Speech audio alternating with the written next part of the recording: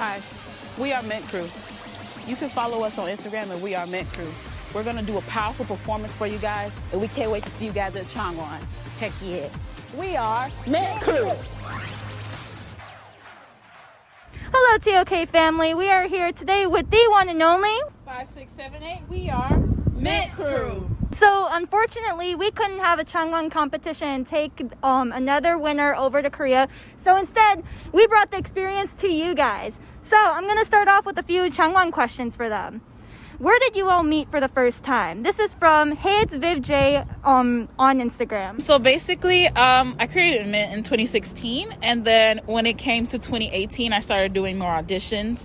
And with auditions, I was able to grab Diamond, and I knew Ileana a while back, and I kind of just asked her to join because I knew she was a really good dancer, and that's kind of just how we met, through auditions and meeting each other like that. Yeah. Awesome. Thank you. So we have another question from Vivian here. She asks, how was it like traveling to Korea for the first time? Did you guys have fun? Well, wow, of course. Korea was fantastic. It was a dream come true, and we definitely want to go back. We talk about it a lot. We definitely want to go back. It was very different, especially for me, because I've never been out of the country before. So it was my first time, and, you know, it was better than all the K-dramas, all the K-pop that you see on TV. It's something that, it's literally a dream. Like, the food was amazing. The people were so nice. They were so caring. They loved us, actually. Yes. Like, they were really big fans of us, even though they didn't even know who we were. They were like, oh my gosh, like, you guys are cool. I'm like, thanks. Like, that's crazy. You think we're cool. It was literally a dream come true.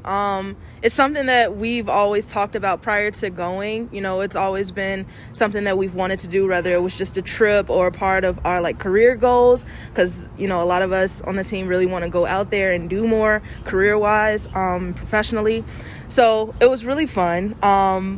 There were so many things we got to experience as far as the food and different landscapes and landmarks that we got to go see, and we even visited one of the areas where they shot a K-drama. So it was really like amazing to just finally be there, to finally be in a place that we've dreamed of going for so long. So I have empty thoughts, but yeah, basically what they said, it was like a dream come true going. I was super excited. The flight was so long, but it was so worth it, and I would do it over again and over again and over again. So another question we have is, was it difficult to learn the Korean lyrics in a small amount of time? So I know you guys had to learn the lyrics to Shootout by Monsta X, which is pretty intense and a lot of rapping. So care to explain that? Basically, you know, I warned the team ahead of time that we would have to know the lyrics. And I think, you know, procrastination happened, but it's okay, like, cause it happened. When we were on the plane, because it was 17 hours long, that was the time where we just really kind of crammed it. So for me personally, it wasn't too hard. I just kind of read it over and over, read the lyrics until it just became comfortable for me. I'm sure Diamond has oh my god, like, she was Juhan, so that was hard. So procrastination did get the best of us, or at least tried to, because we definitely, you know, we were able to still do it. So it definitely wasn't something that we weren't able to overcome. We just definitely had to focus very hard in the short amount of time we had to drill those lyrics into our heads, continue to go over pronunciation as much as possible. And I think what helped, I know for me, because as you'll probably see in the documentary if you haven't already watched it, I definitely was one of the members that struggled the most with the lyrics, considering that the part that I had was very fast, and I got really emotional about it because, one, I didn't want to let my team down, and I wanted all of us to do great. So I knew that in order for us to do that, I had to, you know, be able to deliver. So, you know, when I wasn't getting it the way that I wanted to in the beginning, I was a bit frustrated, but I was able to do it. And I think one thing that helped me, like when I was going over the lyrics on the plane and even on the bus that we rode around Korea in, was just going over the song in slow motion. Sometimes I had to slow the song down to actually hear like what syllables, the pronunciation, yeah, and also just consistently like repeatedly just playing the track over, specifically at that part. I had to hear the cadence that, you know, Juhan's like rap was on, because it's very, you know, like it's very, you know, fast. So you have to know the beats as well as the Korean pronunciation. So I think, you know, over time, like, we were able to definitely get it down pat. So for me, I didn't have much trouble learning the lyrics, but once I got there into the studio and I started singing, they were like, okay, can you do it again, but not sound so sad? And it's just naturally in my voice that I sound sad, I guess, or that I sound like very light. And I was Wonho, so like I had to be like very man. And they're just like, can you just maybe sound a little happier? But in reality, it was just like nerves and excitement.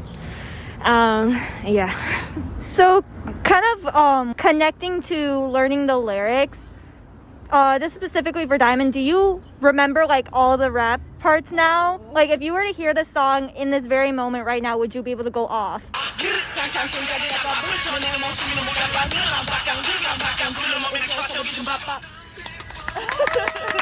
Honestly, going along with the lyrics, like how long it took you to like practice it and the process of it, but also how long did you practice for Cheongwon, both the preliminaries and like the actual competition in Korea? It was surprising for us because we originally thought that the song that we would be doing was the song that we won Cheongwon with. So we were of the impression that, you know, oh, okay, now all we have, after we made it through, now all we have to do is just rehearse Holla Holla over and over and over, and, you know, we'll be fine because we know it's down pat. Korea threw us a whole loop.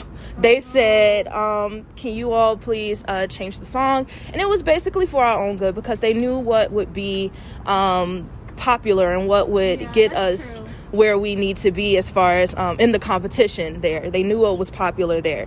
So we ended up, we sent them a list of songs, and they're like, so we like Shootout by Monsta X. Can you all do that? And so from that moment on, we, you know, said yes, you know, because we're not going to say no. We said yes, and we were, you know, preparing since then, like every single week. You know, we had to, and we had other practices for other,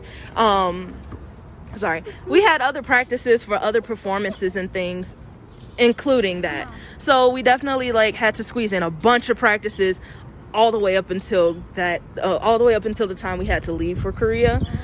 So every day, every week was just nonstop, because of the fact we were kind of thrown this new song where we had to learn the choreography. Not only that, learn the lyrics. So, and then we had other promotional things that we had to do upon coming to Korea. So it was, our list and schedule was very, very much so jam-packed.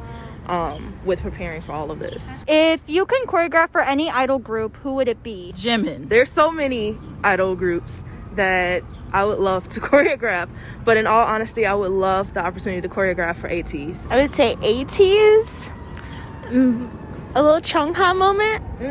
A little Cheongha moment, you know? So for me personally, of course, I don't want to choreograph for Jimin. I want Jimin to choreograph for me. Period. But if there was an idol group, I would definitely, I feel like I'm more like a sassy, voguey, sexy, disgusting, groovy person. So I feel like the best group that could execute that would have to be Red Velvet. Oh, can I add Red one more Velvet after that? and Everglow. Yes. I knew you were Yes. I'm gonna go ahead and throw in my girls Blackpink. Blackpink. I definitely feel like my style and aesthetic would go very much so. If I had to choose a girl group, that would be probably my number one. We have a lot. We have a lot, man. Do you have another? Oh, I wouldn't mind choreographing for BTS as well. Let me go ahead and throw that in. BTS and Jimin. Who wouldn't? Okay, what's the message you're trying to show in the K-pop community? I know you guys are like really involved with Black Lives Matter and just diversity in general. I mean, look at your logo. So I just want you to elaborate more on like what's your goal and your message that you're trying to throw out. So basically, when I started Mint, I was really kind of inspired to create it because I noticed that many groups were beautiful and amazing at dancing, but I didn't see many people that looked like me. And I wanted to create a group where it was not even just people that look like me, but people that looked like everyone. I wanted to show how, you know, you can be any skin color, any age, any size, any gender, any sexuality, and still enjoy K-pop. You can enjoy it via dancing, via just talking and interacting and just singing. Anything. We wanted to just show you can still like K-pop culture no matter who you are. And we also, not only that, but we also want to respect the culture and show our appreciation in a way where it's not appropriation. And that's very important to keep in mind as a K-pop coverist. So that's what we really focus on in Mint. And, you know, our goal in general is to just, you know, not only just spread diversity and, you know, being who you are and individuality, but to also kind of just care about everyone. Care about, like you said, the Black Lives Matter protests, and care about any type of, like, we're really against bullying, like the whole like COVID thing where a lot of Asian Americans were actually getting bullied for that. We're against all of that. So we fight for pretty much everyone's rights, no matter who you are, and we're here to just fight and just be there. We're just those people that's like, no matter who you are, you could take that out. So I feel like this is kind of I wouldn't say a hefty question, but it's just like a lot to think of. But where do you see Mint in 10 years from now? Wow. Well, I think, you know, I've always talked about this, but one of my biggest goals for Mint is to continue doing what we're doing, you know, spreading diversity, having fun, doing K-pop. But, you know, we want to kind of spread out and do even more stuff like hip-hop and C-pop and J-pop, everything, anything. We want to do anything. And we also would love to, like we kind of mentioned it earlier, we want to choreograph or maybe even be background dancers or even be on stage with other K-pop idols. We want to continue this. And, you know, maybe even have our own studio one day. Like, these are just there's a lot of things we want. And we're just aiming to work for that. We'll do whatever it takes. So, yeah. Billboards. I'm kidding. No, I kind of just, I want to echo that. Like, I want us to, you know, be more versatile in the sort of style of dancing and the performance and music styles that we incorporate and learn in our group. I also want us to travel more, to get out there and meet more people and work with more people in other groups. So in addition to working with idols and dancing back up and hopefully choreographing, I want to, you know, collab with some groups. I would love to collab with other K-pop cover groups that are, you know, in Chicago and even outside of Chicago and in other places. So hit us up at We Are Mint Crew. Yeah, just basically what y'all said. I want to see us traveling. I want to see us collabing. I want to see us dancing on stages. And yeah. So I'm going to end the questionnaire with a thick question. Like a thick with Q-U-E, thick, okay? Yeah. I know you had a lot of opportunities and like experiences when you were in Korea, but what was your favorite moment from Cheongwon? Like if you had to pick one, just one. I know there are a lot, but just one. Okay. What is your favorite moment from Cheongwon? Wow. Honestly, my favorite moment was just being on stage.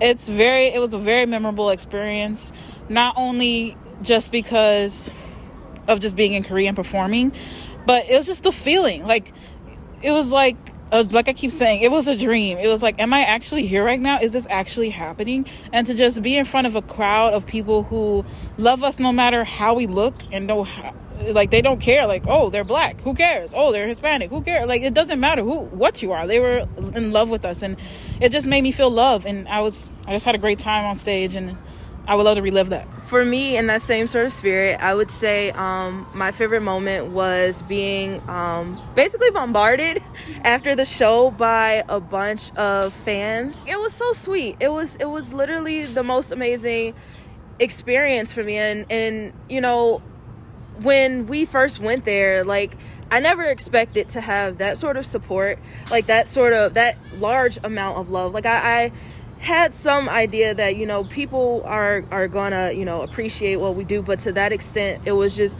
completely overwhelming in a very emotional and I feel in an emotional way, and I feel so much gratitude for it. I feel so many positive emotions because I can tell that it was all genuine and it was all in love, and like it's something that I'll never forget. And for me, it inspires me to want to work harder and to continue to do what I do, because there are people who look at us and can see that we're different and see that that's not something that holds us back, and that we're able to break through these different boundaries and do the things that we set out to do and to change the world. And so like I'll never forget that moment, and I'll always have like the video that I took of it happening on my phone to always remind me and inspire me whenever I get down on myself, like, no, this is what you do this for. So my favorite moment would have to be the times that we spent like after practice with the other teams. We got along like so quickly, and you know, it was a competition, so going there, I didn't really expect to be friends with everybody, but we ended up being best friends, and we still keep in contact today. Fun fact, while we were on the bus traveling somewhere, we were all whacking.